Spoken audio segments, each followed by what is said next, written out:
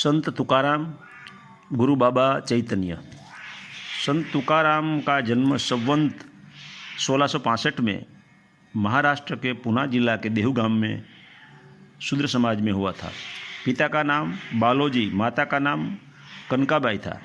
वैसे ही वो बिछड़े हुए कणबी समाज में जन्मे थे। कणबी समाज को भी ब्राह्मण लोग शूद्र ही समझते हैं। बचपन में उनकी शादी हो गई थी।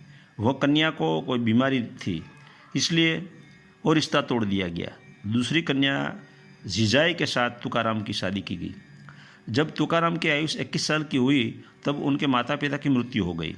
घर संसार चलाने के लिए एक छोटी सी दुकान थी। भाभी की भी मृत्यु हो गई।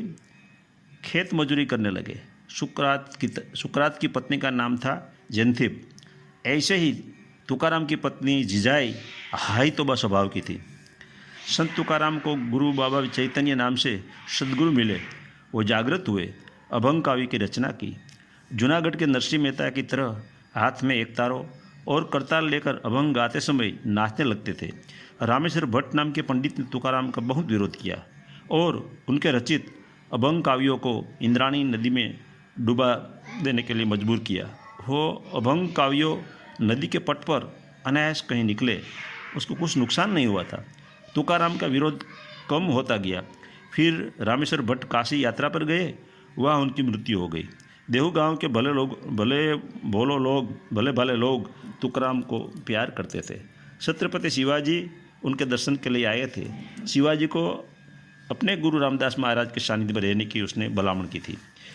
एक बार वो गन्ना काटने की कामगिरी के लिए खेत में मजदूरी करने के लिए गए थे।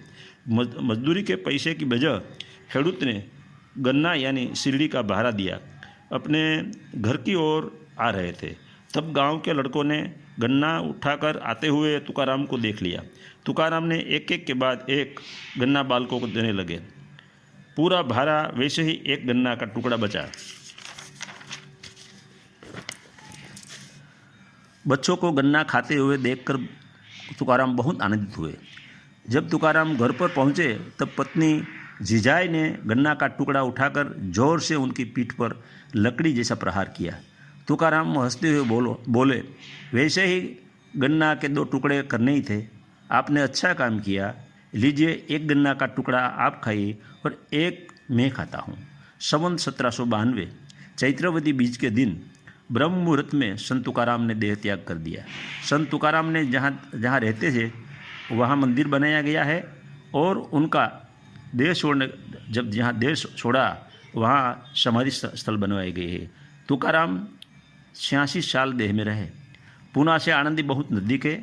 वहाँ संत ज्ञानेश्वर की समाधि इंद्राणी नदी के किनारे पर है।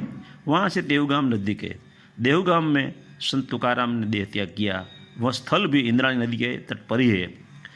अब संत तुकाराम के अभंग। ए पवित्र ते कुल पावन ते देश, जहाँ हरि के दास धरे है जन्म। कर्म धर्म उसका सर्वनारायण, उनसे पावन तीनों ही लोग। वर्ण छोड़कर जो हुआ पावन, सुनाओ सुजान उनका नाम। अंत्य जाति वर्णों तया हरि नामे, स पुराण उसका यश गावे। वैश्य तुलाधर गोरा तो कुम्हार, मोचीड़ो चमार रविदास। कबीर मोमिन लतीफ मुसलमान, सेनो नायक जान वैष्णव दास। दादू ते पिंजारो कान्हो पात्रा खोद, पाम्या वो अभेद प्रभु पदे।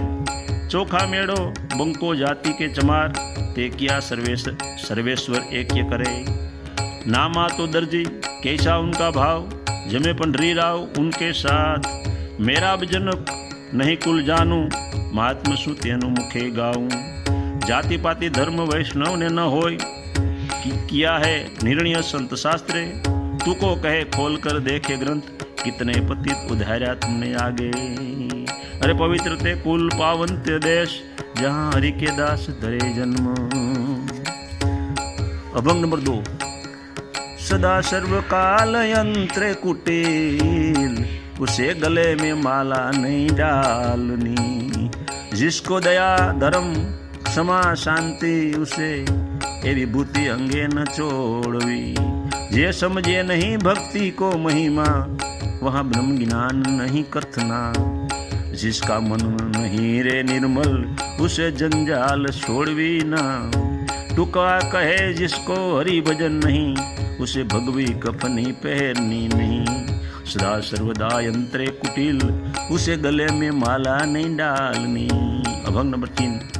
कल युगे तो काव्यो करता पाखंडी, कुशल एवा भांड भवाया बहुवधिया।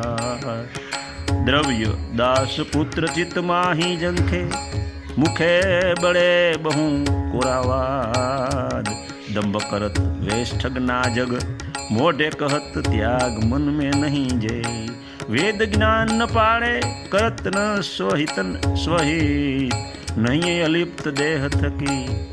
तुको कहत उसे दंड दे से काल, बोले तेसी चाल उसकी नाई। एकल युगे काव्यो करता पाखंडी, कुशल एवा भांड भवाया बहुवध्या। अभंग नंबर 4। एक केटलाए जन्म लिया है ते दे, अब की नया सूझ तूने। तू का कहत अब सावध हो जा, तोड़ बंधन एक ही जन्म में। केटलाए जन्म लिया है ते दे, अब भी नया सूझ तू।